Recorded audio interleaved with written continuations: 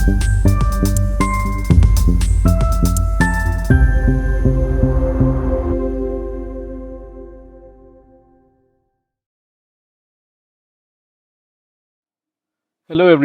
आज हम बात करेंगे फंक्शंस की। फंक्शंस एक ऐसा ब्लॉक ऑफ कोड होता है जो बार बार रिपीट हो रहा हो आपके प्रोग्राम में। यह कोई ऐसा प्रोसेस है जो सर्टेन इनपुट वैल्यूज लेकर पूरा कोड बार बार रिपीट होता हो। तो ऐसी चीज को हम उठाकर फंक्शन का एक ब्लॉक बना देते हैं। ठीक है जी।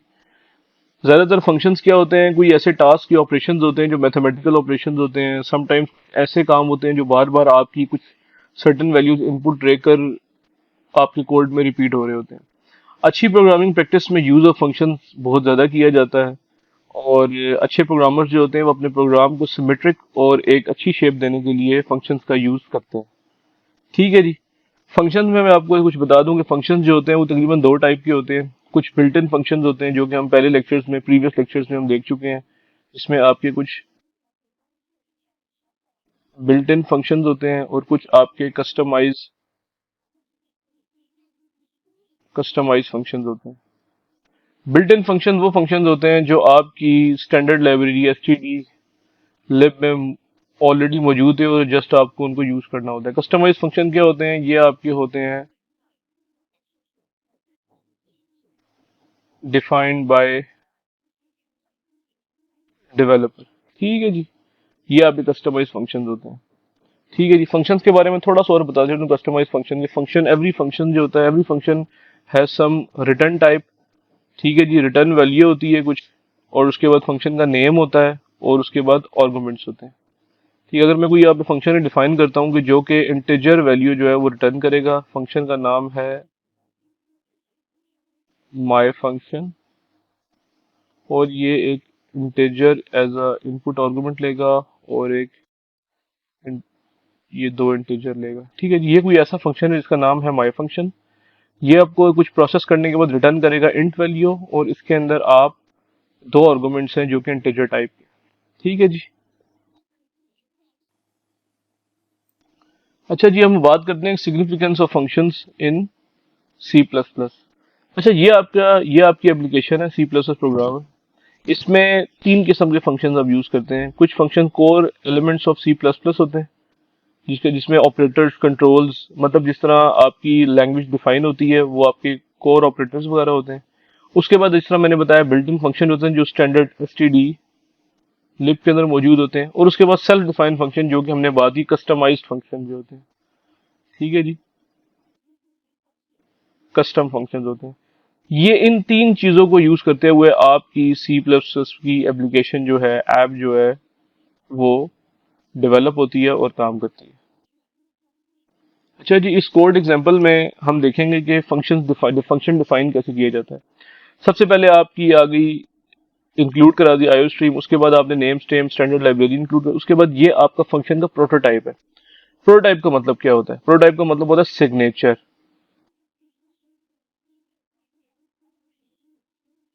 ठीक है जी। ये फंक्शन का सिग्नेचर है सिर्फ। इसमें फंक्शंस डिटेल डेफिनेशन नहीं है। इसमें सिर्फ बता रहे हैं कि फंक्शन कुछ रिटर्न क्या करेगा, वॉइड, यानी कि कुछ भी रिटर्न नहीं करेगा। फंक्शन का नाम टेस्ट होगा, और इसके दो आर्गुमेंट्स हो गए, एक इंटीजर टाइप का होगा और एक डबल टाइप का होगा। ठीक है जी। जस्ट ये बताया गया है प्रोग्राम के स्टार्ट में, अभी फंक्शन डेफिनेशन मौजूद नहीं है। ठीक है जी। फंक्शन डेफिनेशन जो है वो मेन के बाद हमने यहाँ पर की है। ये फंक्शन की पूरी डेफिनेशन है, वॉइड, टेस्ट, उसके बाद इंटीजर arg1, डबल arg2। ये इसको कहते हैं डेफिनेशन। यहाँ पे कोर डेफिनेशन है, कोर डेफिनेशन ऑफ फंक्शन है यहाँ पे। सी आउट कर रहा है जी फंक्शन का नाम पहले, इन टेस्ट फंक्शन आर्गुमेंट 1 को डिस्प्ले करा रहा है, उसके बाद एंड अगली लाइन पे जाके आर्गुमेंट 2 को डिस्प्ले करा रहा है। जस्ट हमारा ये फंक्शन इस तरह काम कर रहा है। अब इस फंक्शन को हम यूज करेंगे अपने मेन के अंदर। Now function test will be called. Cout कराया, उसके बाद टेस्ट हमने किया, फंक्शन का नाम लिखा, और साथ उसमें एक इंटीजर 10 पास किया और एक -7.5 वैल्यू पास की। तो क्या हुआ, जैसे ही हम इधर आए, यहां से ये जो कोड ब्लॉक है, यहां से कर्सर उठा और ये आ गया कोई इस जगह पे। ये वाला सारा ब्लॉक ऑफ कोड यहाँ डिफाइन इस जगह पे डिस्प्ले हुआ, और उसके बाद आपका अगेन मेन के अंदर आ गया और आपका कोड खत्म हो गया। ये है जी सिंपल फंक्शन की डेफिनेशन और उसका यूज इन मेन प्रोग्राम के अंदर। अच्छा जी, पहले हमने देखा था कि फंक्शन जो है वो कुछ रिटर्न नहीं करता, वॉइड था।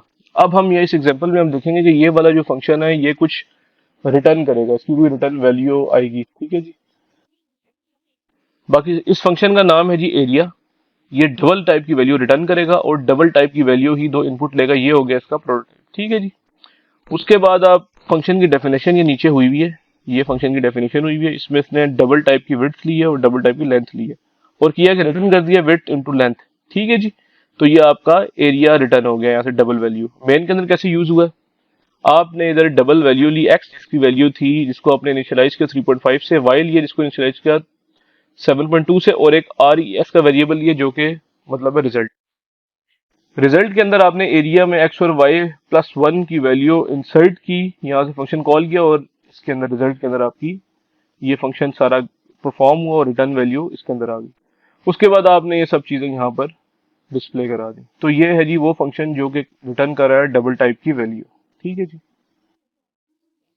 ये एक छोटी सी एग्जांपल है चीजों को और ज्यादा अच्छा डिफाइन करने के लिए, जिसको हम कह रहे हैं passing and arguments. Passing arguments की बात कर रहे हैं, ठीक है जी। अब यहाँ पर हम बात करें calling function and called function.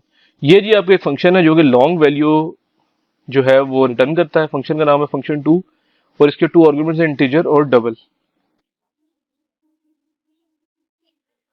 अच्छा जी, फंक्शन टू हमने देख लिया। उसके बाद अब फंक्शन वन है, वॉइड फंक्शन वन, जो कर क्या रहा है, फंक्शन टू को अपने अंदर कॉल कर रहा है, ठीक है जी। फंक्शन वन की वैल्यूज ही आ गई, इसने यहाँ पे फंक्शन टू को कॉल किया। यहाँ पर हुआ ये कि ये पूरा ब्लॉक यहाँ पे एग्जीक्यूट हुआ और उसके बाद रिटर्न करके वैल्यू ए के अंदर आ गई, ठीक है। उसके बाद आप इस फंक्शन वन से बाहर निकले। तो ये आपका कॉलिंग फंक्शन है और ये आपका कॉल्ड फंक्शन है। कॉलिंग फंक्शन चल रहा है, कॉल्ड फंक्शन इसने कॉल किया है, वो कॉल करके जब वापस आया तो फिर कॉलिंग फंक्शन वन की वैल्यू आपके पास वापस आई है, ठीक है जी। इसको कहते हैं पैसिंग बाय आर्गुमेंट और हम कॉलिंग और कॉल्ड फंक्शन, ये आपका फंक्शन है कॉलिंग और ये आपका फंक्शन है कॉल्ड। कॉल्ड वो यानी कि कॉल्ड की जब तक रिटर्न वैल्यू नहीं आती तो कॉलिंग फंक्शन खत्म नहीं होगा, ठीक है जी। इनलाइन फंक्शन जो कि डिफाइन नहीं है वो इस तरह है कि लेट से आप प्रोग्राम के अंदर आए हैं, यहाँ पे आपने फंक्शन जो कि यहाँ पे डिफाइन हुआ है इसको कॉल किया है।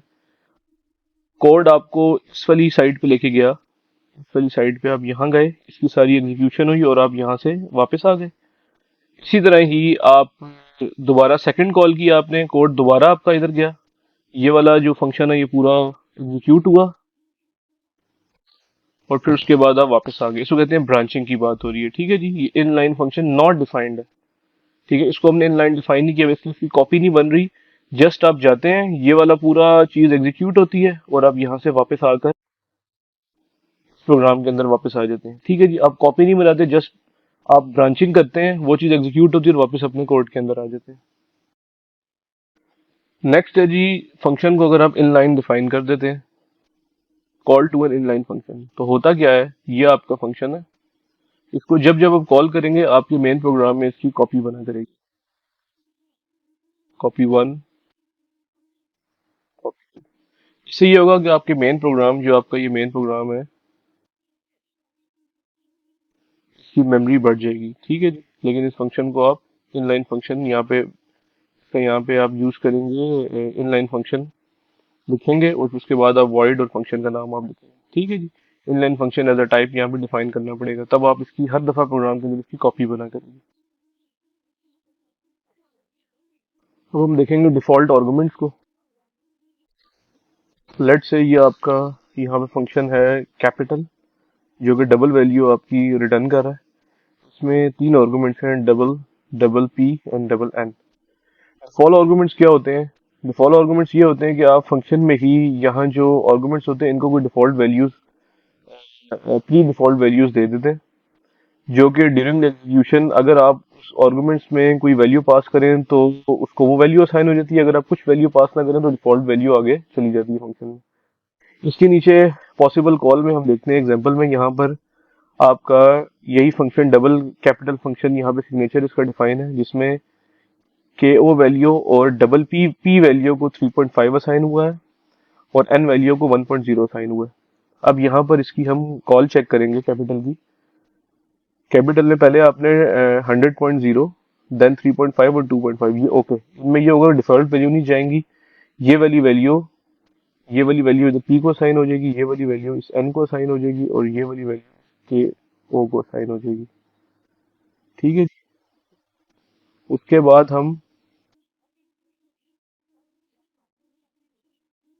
इसकी सेकंड कॉल देखते हैं। इसमें आपने फर्स्ट वैल्यू दे दी, एक वैल्यू स्किप कर दी सेकंड वैल्यू, और आपने दे दी यहाँ पे थर्ड वैल्यू। ठीक है जी। यानी कि आपने फर्स्ट दी और सेकंड वैल्यू दी। इसका मतलब है जो उसकी थर्ड वैल्यू है वो क्या हो जाएगी, वो बाय डिफॉल्ट यूज हो जाएगी। ये वैल्यू चली जाएगी इधर, ये वैल्यू चली जाएगी इस जगह पे, और ये वाली वैल्यू बाय डिफॉल्ट आगे चली जाएगी। ठीक है।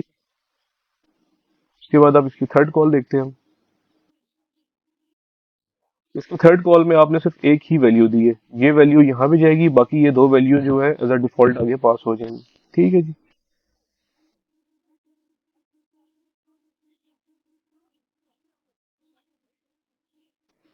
अब इसकी थर्ड कॉल में हम देखते हैं। थर्ड कॉल में हमने डायरेक्ट कैपिटल को खाली छोड़ दिए, इसमें आपने कोई वैल्यू पास नहीं की, क्योंकि आप देख रहे हैं सिर्फ ये और ये वैल्यू जो है ये डिफॉल्ट जा सकती हैं।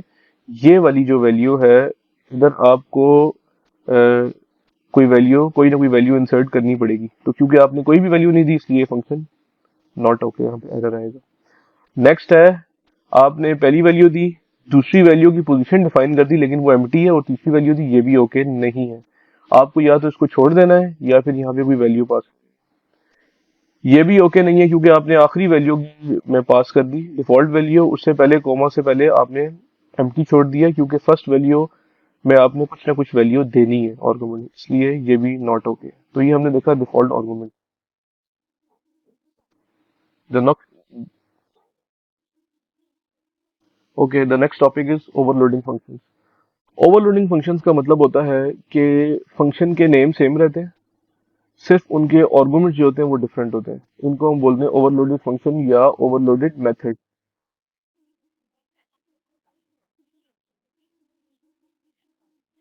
ठीक है जी।